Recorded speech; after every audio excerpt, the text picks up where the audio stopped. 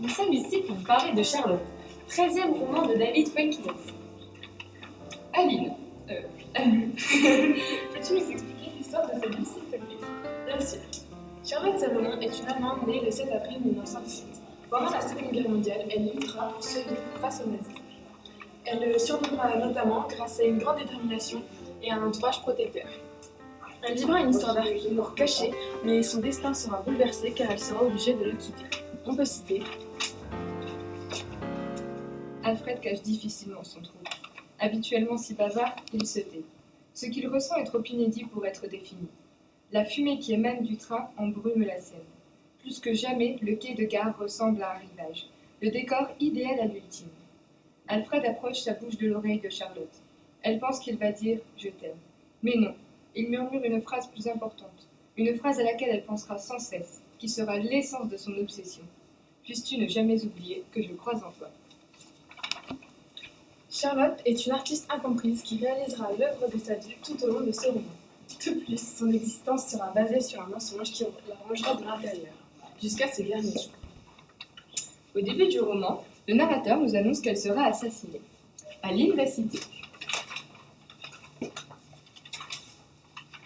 Ce roman s'inspire de la vie de Charlotte Salomon, une peintre allemande assassinée à 26 ans alors qu'elle était enceinte. Ma principale source est son œuvre autobiographique, Vie ou théâtre.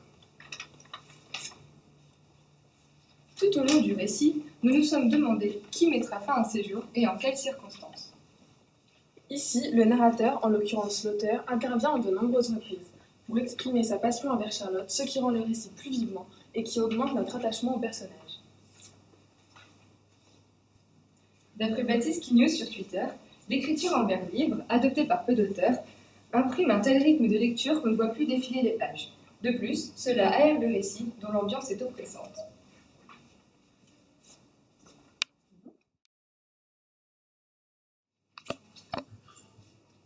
Aline, que penses-tu du type de ce roman? Ce roman est principalement une biographie romancée, mais alterne aussi avec des passages réalistes où l'auteur nous raconte ses recherches historiques. Nous avons pu trouver un passage intéressant qui conserve le mystère tout en donnant l'état d'esprit du livre. Sur le chemin du retour, elle respire profondément. Ce jour-là, c'est la naissance de son œuvre. Vie ou théâtre? En marchant, elle pense aux images de son passé.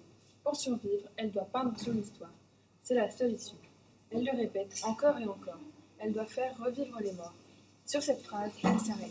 Je dois faire revivre les morts. Je dois aller encore plus profondément dans la solitude.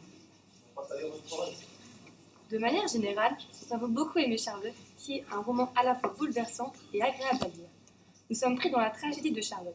Certaines personnes ont pensé que la tristesse de ce roman leur fait aimer leur vie.